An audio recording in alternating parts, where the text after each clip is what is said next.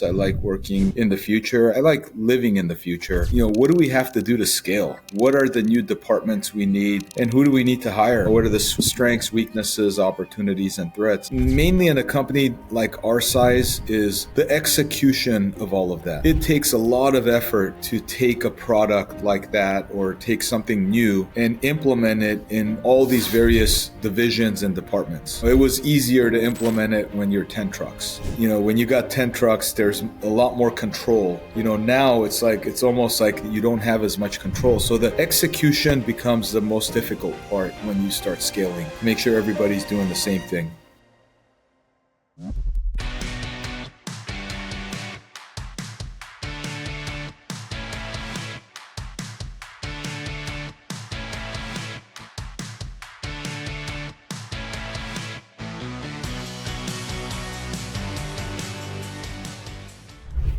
John, welcome back to the show.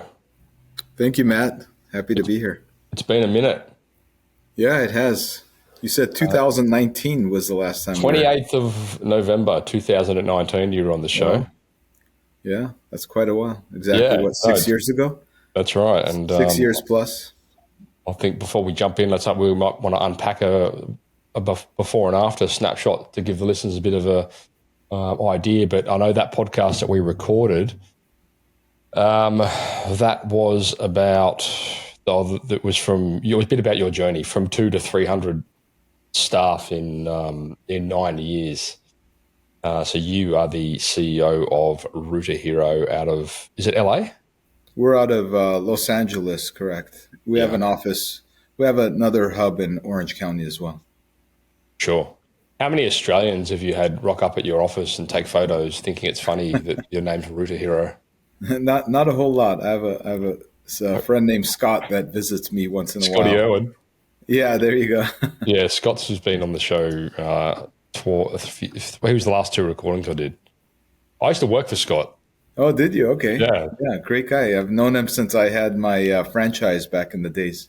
He spoke about you on the last podcast, saying that you were the first person that he dropped in on in office. Dropped into your office, and he spent 4 hours there or something, just asking questions. Yeah. He's a good guy. Good guy. And of course, Scott is hitting. There's a big Service Titan event coming up in April, which by the time this podcast publishes, that would have been and gone. But part of that workshop is involving the Network Plumbing Group. We're going to do a walkthrough of the office there and meet all the team and see the operation there. When I imagine large credit to that goes to you. Yeah. Well, I mean, we were their first customers, right, with the Service Titan. So we had some early day influence on the software. You were the first? We were the first, yeah. Wow. Amazing. Well, that was with our previous company that we had before this one. The franchise? Yeah. Yeah, okay. Yeah, that's awesome. So give us a bit of a snapshot from when we last spoke. Yeah, so we're like roughly about double the size of where we were in 2019. So we're approaching probably over 500 people now in our company. We have over 440 vehicles that are on the road. Wow. It's been great. I mean, it's obviously, taking a lot of effort and a lot of time, and we have an incredible team that that's helped the growth, and we're happy to continue to do that. Hopefully next time we talk, we'll be in the 1,000 or plus. Yeah. And so what's that journey look like from, the last time we spoke in terms of your role, the moving parts of the business, managing growth, managing team, so on and so forth? Yeah, I mean, so I'm not doing things much differently. I mean, I really like working on the business. I like working in the future. I like living in the future. And a lot of what I spend most of my time with my team is talking about, like, what do we need today? What are some of the problems we have that we have to solve? But at the same time, like, what do we have to do to scale? Like, what are the new departments we need? What what areas should we be going into? What are some of the services we should start offering? And who do we need to hire? I mean, how, what departments do we need to begin? And that's been my, main work, is working into the future, Sure. figuring out what are the pieces we need for the future. And so what does that actually look like? Like, how do you tackle that dynamic? So on a quarterly basis, we have a meeting. And this meeting is mainly run by a coach. We have somebody that comes from the outside that does something called like a SWOT analysis for the business. What are the strengths, weaknesses, opportunities, and threats? We also start working on the quarterly action plan as well. And the main people in that meeting are the VPs. So we have our VP of compliance, VP of operations. We have our legal, whoever does our legal in there for compliance purposes, sales, marketing. So, every component of the business that's necessary for us to scale are in there. And then we create a plan, and the plan is based on the next quarter. And then we break it up, and everybody has something to do on that plan, and they go off and they execute that with their team. And then we have weekly follow-ups that we do to make sure that we're staying on track. And this is also run by an outside person, where we get on a L10 call. I don't know what it means, if you ask me. Well, I do actually, because I was just about to ask you. You sound like you're following the Gino Wickman's traction Yeah, it's model, probably EOS, their format. Yeah. and we So follow the then, same model. we just go over, we talk about new issues that arise, what we're doing. We put agenda items on there, and it gives us a chance to, just get a snapshot of what everybody's working on and where they're stuck. And if they're stuck, what they're doing about it. And that's been sort of what we've been working on every month, every quarter, every week. And we actually have one tomorrow. Wow, So there you go. Oh, that's good. It's good to hear. Yeah, it took me maybe 2 or 3 weeks to read that book, and it took me 4 months to roll it out, like the systems, build them all out, and deploy them. Yeah. And we've just recently, or we are currently, truthfully, but we're sort of at the end of it now. We've just gone through and we've redone all of the processes and operating systems in line with that EOS structure. And for you guys that don't know what we're talking about, there's a book by a gentleman called Gino Wickman. It's called Traction, and you can go and read it. I'll put some links in the show notes. I've read that a long time ago, but I probably should read it again since we're using that system. Since you're doing it? Yeah. Yeah. Oh, that's awesome. Man, what is it like running with having 500 staff? I can only imagine. I mean, it's not much different from, 200 or 300. Sure, but I bet it's a lot different for, 5 or 10. Yeah. I mean, the problems are about the same. I mean, they're repetitive. And that's one of the things that bothers me, is when we have the same issue popping up over and over again. Right. So, we're using a lot of technology now, like with Service Titan. We just implemented, we implemented Dispatch Pro. Now we're implementing Sales Pro. So there's a lot of things that we're using as far as, technology to help our teams get better, and using AI. Thanks to to that software company, bringing all this technology into our space, it helps us get in front of the issues, Mm-hmm. But it's mainly in a company like our size is the execution of all of that, because it takes a lot of effort to take a product like that, or take something new and implement it in all these various divisions and departments, right?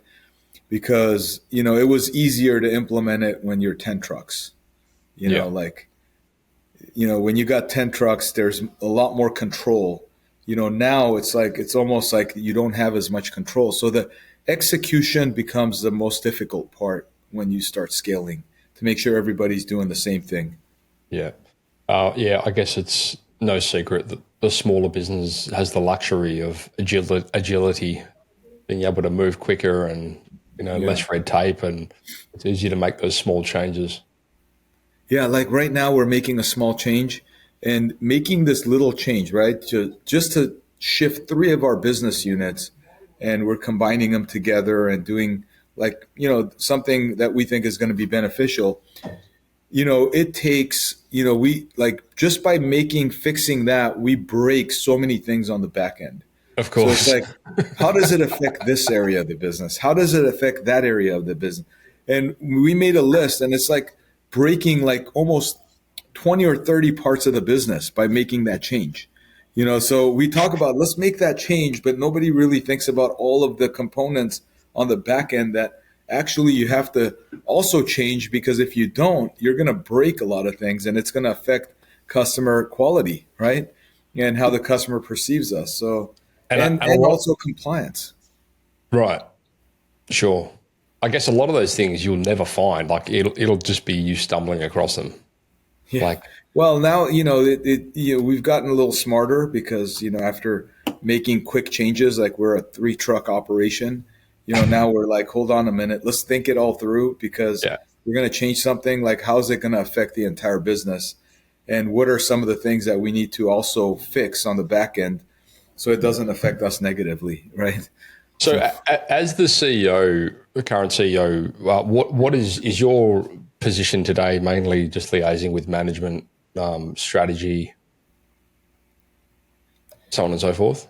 yeah, I mean, it depends. The other day I was in Northern California. We've set up a commercial department now, and we're servicing some of the like high end like big hospitals and stuff, like Kaiser. So last week I spent my entire Monday writing with one of our like commercial techs, and he was teaching me on how he keeps himself busy with his accounts all day long. The guy's got PMs. I mean, the phone doesn't even ring for the guy. He's out there all day, servicing these people. So I spent a day with him and just kind of learning that part of the business, and then coming back and, dealing with some of our VPs on how do you leverage that? How do we take that experience and we multiply it amongst all of our territories, all of our centers, all of the areas? And we started making a list of all the things that we have to do in order to duplicate that, because we have so many things that are working in our business, but they're working in these little, like one in this area, one in that business Silos. unit, one in this business unit. So you got to like learn it, and then you got to ask yourself, like, great, like we're winning here. How do we win everywhere? How do we do this and implement it everywhere? And that's mainly what I spent some of my time on. And then the other time is like, okay, with, servicing, I call myself the CEO, the chief everything officer, right? Yeah, everything that is part of the business that's happening that has something to do with scaling, I want to understand, so I try to, like put my head into figuring out certain parts of the business that I never thought I would, but I do it with purpose. I do it because I want to see how that can help us with our growth into the future. I recently had Tom. I mean, I've had Tom Howard on the show a bunch of times. I had his sister on the show, Catherine. I don't know if you know Oh Catherine. yeah. She runs the Fresno Yeah, operation. she's amazing. I got a chance to meet her, and she helped us with a small project. So she's absolutely amazing. So About it's Tom. she was telling me about their organic growth. So they pretty much doubled the business, and they did 70% of that growth was organic. And I asked her, what did that look like from a team perspective? And she goes, you know what she's like. You know what I want to look like? We had the same manager and we had 2 less staff. I was like, what? But she just had this huge focus on like efficiency and systems, and part of that efficiency conversation, probably in line with what you're saying to a degree, but like they identified that the there was a huge inefficiency with truck stock. And so they put together this sort of structure with their provider, with their supplier, and they had this system where essentially they have like these tubs, and every day each truck has like a full tub, and Yeah, I they know. just I've drop been the old there. tub. You know that I've been. system? I've been to Fresno. I've been to Tom's to a shop. operation. So Yeah. I know, yeah, I remember how he used to, but not after his sister took over. So I'm sure things are running a lot. So they had these. I saw those tubs where when Yeah. they're doing an install, they just grab the tub and go, right? Yeah. And somebody's got everything in there. So they when they bring it back, there's some stuff that's left over. Like, that's And they pretty said amazing. it just streamlined such a huge part of the business. That's crazy. Like, and to the point where actually the supplier that they use, they started running that for their shop. So they would have the similar system, and all their suppliers would say, right, this is what we're doing. This is our weekly, you know, different tubs for different things. This is your job to drop this off, pick up the old one, and then they've got fresh stock. And they said it's just the best stock take thing ever. So Yeah, it's pretty clever. yeah, it But is. I guess, anyway, I guess the reason I bring that up is when you get to the scale that you're at, and the scale that Tom's at, it's those small changes can have just compounding effects. Yeah. They could have huge effects, and to do the changes also, like I said, you got to see how it affects the rest of the business, Right. and make Yeah. sure that you don't break one thing to fix another. You mentioned a little earlier you put a lot of emphasis into the team, training, technology, so on and so forth. Obviously, the software that you guys are running in Service Titan is it's amazing for that. It's got a lot of moving parts. What are you guys doing these days in the space of AI? In the space of AI, Yeah, so I mean, in with AI, I mean, in our call center, like a lot of the AI that we use is out of service time because the software has yeah, just so many AI components. So you got to get on a lot of the pro products to take advantage of, some of the AI stuff. But I mean, we use AI in almost every part of the business. I mean, in fact, I was with our legal team, and we're looking at Celio, which is AI for law. I never thought that we would have in-house attorneys, and now we have in-house counsel where we have to use AI to help her leverage reading contracts, because we found that one of the problems was that everything I sign she reads, and it takes her a long time to go through the contracts because we have so many agreements that we make. So using some of the AI in law, it actually flags down a lot of the things that you want it to flag down, and, mm, and makes the changes for you, right? So we're using it there. A lot of AI in the call center being used, sure, and now, as I said, with Dispatch Pro and figuring out what technicians do the best, like are best on certain calls, it drives a lot of good data in front of us so we could make better decisions. yeah, And I think that's the main tool that we're using it for, is for it to help us give us the data we need, because we do hundreds of thousands of jobs. I mean, we could do over 100,000 jobs in a year. Like there's a lot of data there, there's a lot of information, but there's no time to go in there and mine that data. And I think that's what AI does really well for us, is gives us that information that we need. yeah. It's amazing. We're going through this huge evolution as well, and sort of equipping businesses with different AI tools for different parts of their business and things like that. And I mean, aside from the lead aspect and managing, leads and call centers and inbound calls and so on and so forth, there's so many different components which we're seeing just come on the radar where we're like, oh, we could probably deploy an AI agent to help you do those things. And Yeah. it's quite inspiring. It's quite spooky as well, to be honest. Yeah. Even in our screening process, I mean, nowadays, Yeah. because we hire so many people, like we go through and interview so many people, we have AI screening our people. I mean, Yeah. we only put people that are qualified in front of our managers, because we notice it takes up way too much of their time trying to go through 100 resumes to find one person that qualifies for the job. So now we have AI go Right. through and ask all these questions, and based on their answers, it actually gives us the ability to say, hey, these are the people that you're gonna, and they go through and they just they're like, I can't believe it, man. You just put 10 candidates in front of me, and the 3 out of the 10 are qualified for the job. I mean, the other 7 are also qualified, but they don't get through the second qualification, which is the manager's qualification. But they're like, almost every one of them, like came in, great, but we only had 3 that we could choose from there. So it cut down from us going through 100, 200 applications down to 10, Wow. And do you know what that looks like? Is it a chat bot? Is it a voice agent? Is it how does that process look? So I don't know the exact details of how the process looks, but I do know that it's on our website. It's on our employment page, and Right. we have the ads. So people go through, and they fill out. They give us basic information.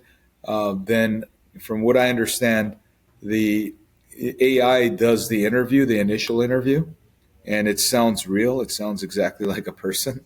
It asks certain questions, and the applicant answers those questions, and then based on that response, it'll separate certain people over other people, and then there's another level of interviewing that happens, and it's not by our team. It's maybe through a second AI or something like that, and then after that, that's when the applicants are actually put in front of our people. Mm. Yeah, it's pretty crazy world, isn't it? Yeah. I know one of the big things that we're seeing is useful is using AI for the onboarding side of new team members, where you can essentially build out a company onboarding agent. So when a new team member comes in here, or let's say you're bringing on a new apprentice or whoever it might be, hot water specialist, whatever, have an AI agent, onboarding AI agent for hot water specialists. This is your first day. This is your first week. These are the questions. Ask the questions. Did you get the right answers? Are you supported? Do you know where to look for these? Blah blah. All these different, and it just does it. It's Yeah. brilliant. It's just like having That's someone awesome. in their pocket right along with them. It's just super cool. Yeah, I know we use some of that as well. I think we use this site that has a lot of our onboarding videos, and they answer certain questions that you know is able to tell if they actually picked up the information or not. Yeah, So yeah, we're using that as well. very interesting. Is there a do you guys have issues with labor shortage? I mean, I don't think there is a labor shortage. I think there is, there might be a shortage in, blue collar labor, certain specific things when you're looking for experience in certain Skill. areas. But I think overall, I mean, we never stop looking for people. It's not like we'll Yeah, place an ad only when we have a, opening, right? right. We have ads going on all the time, and we're screening through people, all the time in order to add people. And also now that we're actually training people from ground up, I mean, there's just so many people that want to get into the trades because people have, it's the buzz has been around for quite a while now, and the word is out, right? You hear it on other podcasts. I listen to other industries, and one of the guys is in the tech space, and he's talking about how he has his 2 twins that he wants them to be welders. He's sending them to welding school, and the guy's in technology. He's like, hey, I'm going to send them to the trades. So Yeah. now you got a bunch of people talking about how do you send more people to the trades, and that's not only people in the trades. We're talking about people in technology. We're talking about people that have gone through and gotten a degree from college, and they're looking at it going, we should probably get into the trades. We should get into blue collar work. I know a few people that have been through like university and then they've gone and done a trade off the back of it and much more enjoyed it. One of the guys was I've known him for forever, and he was a trader. Like he was a stock trader, and he just burned out before 30, and he went and did a carpentry apprenticeship, and he just loves it. Yeah, He just loves it. yeah. So yeah, it's interesting for sure. So tell me what else is going on in the business. What's the forecast looking like for you guys? What are the what's exciting? So, I mean, in our business right now, what's exciting is, we just acquired like three divisions of a pretty large company. So we've been sort of integrating that. That's been happening this last 2 months, 3 months. Is that part of your growth strategy, John? Is it like growth through acquisition, similar to what No, not Tom? really. I mean, it was just an opportunity that arose. I mean, we're Yeah, we're more like an organic growth, but this was just sort of like, an area of the business that I thought could complement our business because we're like 100% residential, and right. this company had like a small division. They had like a 50% commercial side, and Is this they're the guy way that you were riding on with up in Seattle, San exactly, Fran or yeah, whatever? yeah, yeah, Yeah, exactly. So not a whole lot of commercial techs, but they we had like we acquired the business. I think there is like maybe 15 or 20 technicians that just focus on commercial only. And so, we're looking at those 20 people and going, okay, how do we leverage this? Because, they're doing a great job. Their average tickets are great. How do we scale it? So now we're looking at scaling it. So that's been really exciting, looking at that part of the business and scaling it, where we can have a bigger flow of commercial work. Not just have all our eggs in the residential basket, but also have some commercial plumbing as well. And being very distinguished, like what type of commercial we want. We don't want to do business with everybody, but there's a certain type of commercial business that's really good that we want to be in. yeah. So So is it still maintenance? Is it still commercial maintenance? yeah, there's a lot of maintenances. I mean, one of the guys, like all he does is go around jetting all day long, and Right. uh, Yeah. and that's his thing. He goes from preventive maintenance to preventive maintenance and spends his entire day doing jetting work. Yeah. So I'm like, that's great work. I mean, guys out there running maintenances all day long and bringing good average tickets. And the other day we were on a maintenance, and the maintenance turned into $108,000 replacement. So Well, those kind of things come out of it. So how do we do more of that? what In a what business that's 100% residential, how do we add 20% commercial? There's nothing wrong with that. Have a little bit of and what does that mix look in the like business. from an adoption perspective when you're primarily residential and then all of a sudden you're uh, embracing a kind of a new vertical, I guess. Different systems, different customers, different uh, delivery, different scheduling. Like, how is that like a tricky thing to navigate? Well, I mean, their pay plans are different, Yeah, so we just have, the luxury of having people that know how to do that, yeah, that are with us because they came with the acquisition, and then having them continue to do that and treating that like a different part of the business, and sometimes we mix them up, but in the most part, you just treat them separately. You treat them, and you just basically run it with a different division, Did you and you did don't you go affect what you're doing. did you go looking for that business or did it just pop up on the radar? Yeah, it's just it just popped up. It was an opportunity that came up. It looked pretty good, and we acted on it. And now we're looking at scaling it. That's so cool. Yeah. And so if with that acquisition, obviously new team members, perhaps I would imagine quite different culture. Is that the case, or is it because it's sort of in a different location you can kind of separate those? Like, what does that look like? Uh, well, we initially thought we could keep it separate, but now we're actually merging it into our offices. Okay.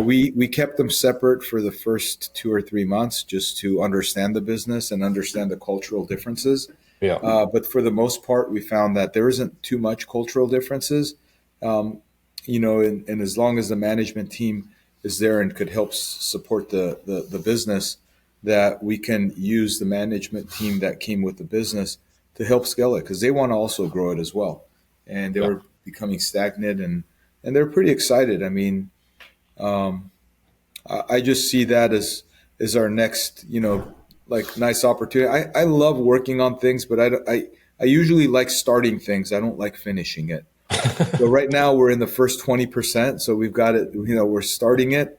As soon as I think probably within the next month or two, I'll probably be off to something new. Yeah, But we'll have a good system in place where it'll continue to, scale and have support systems and everything around it. is your team kind of like just keep John busy so he doesn't go looking for more shit to throw on our plate? Yeah. Yeah. But I think the important thing about having this commercial side of the business is having a separate group of techs that take care of the commercial customers, because they are kind of wired differently from the residential guys, and these guys are more maintenance oriented rather than the guys that we have are in our existing business are more solution oriented. They just go for fixing something right now rather than like maintaining it. So I think it's keeping it separate, and then the technicians are also educated a little differently, because commercial, is a little more technical when it comes to the size of the pipes and, kind of the way the plumbing system is worked out. And they're a little more experienced when it comes to that. So we just want to keep it separate so we can make sure that the customers get the most out of the relationship. John, when we last spoke, were you doing HVAC then? Yeah, we still are. We do it out of two of our divisions. And, it's very much a seasonal type of business for us. I mean, it gets, in the summer, it'll be extremely busy, and in the winter when it's cold. And in the meantime, we keep the guys busy on maintenances as well. Okay. I know a lot of the businesses will sort of bolt on complementary verticals, and sort of go from HVAC to home service where they're doing plumbing, electrical, and that kind of thing. Is that on your roadmap? Yeah, I mean, our goal is not to make our HVAC company like, be bigger than our plumbing company. I mean, our primary company that we started was plumbing way back then. Yeah. So we are adding complementary services to it. And if it does one day, become larger than the other, then let it be. However, our main focus is getting into, like different verticals, like when it comes to commercial now. And then also continuing to grow our residential side and continuing to grow our HVAC business as well. I know when I was speaking to Scott last week, I was asking him about the electrical business they acquired. And I said, "Oh, how did that go?" And he said, it was terrible. They totally sort of were not prepared really for that from a system perspective, I guess. Yeah, I mean, when it comes to different business models, you have to just understand that they require a different team to grow it and a different team to work on it. So Yeah. Mate, awesome to chat. Really good to check back in and hear how things have progressed. It's an amazing story. Are you on the road to sort of preparing for exit or anything along those lines? Is that on your radar? I mean, we're not opposed to it. One day Yeah. I'm sure we will. But for the most part, I just want to continue to work on the business and continue to grow it as much as we can. Sure. And if that happens, it happens. If it doesn't, then it's not like we're, like that's the primary reason why we're growing the company. I feel like I'm enjoying what I'm doing. I love it. I'd love to partner with somebody one day and scale it even further. But we've grown in the last 5 years. We've doubled our size, and I think we could double it again. Wow. In the next 5. And my goal is to continue to try to double it and see how far we could take it. And what does that look like in terms of, I mean, obviously like within a local, are you guys only in LA? No, we're in the whole state of California. So we have locations from Northern California down to Southern California, San Diego to San Francisco. So in forecasting that growth, would it perhaps mean moving into other states or? Yeah, I mean, perhaps we are in the state of Arizona as well. Okay. So we're not opposed to moving into other states. I think we have a lot of market share in California still, and Yeah. we could continue to grow it. Oh, it looks like my battery wants to go on saver. And, but at the same time, we're not opposed to going into other states as well. Amazing. Mate, so good to chat. I'll make it. I'll set it in my calendar to reach out to you a little bit sooner than 5 years. Sounds good, Matt. Thank you. Thanks for inviting me back on your podcast. Mate, you're Always welcome enjoyable. anytime. Thanks so much for sharing. All right. We'll chat soon. See you, mate. Okay, take care. Bye. New Zealand-based home renovation company, 6,593% ROAS. Sydney-based solar company, 2,700% ROAS. Hunter region-based bathroom renovation company, 5,616% ROAS. Melbourne-based building company, 13,182% return on ad spend. Adelaide-based solar company, 2,881% return on ad spend. Guys, the list goes on and on. If you're a trade-based business and you work with projects like roofing, solar, bathroom renovations, kitchen renovations, anything like that, head across to tradie.wiki/pod for podcast. Tradie.wiki/pod for podcast. Book in a conversation. It is game changing.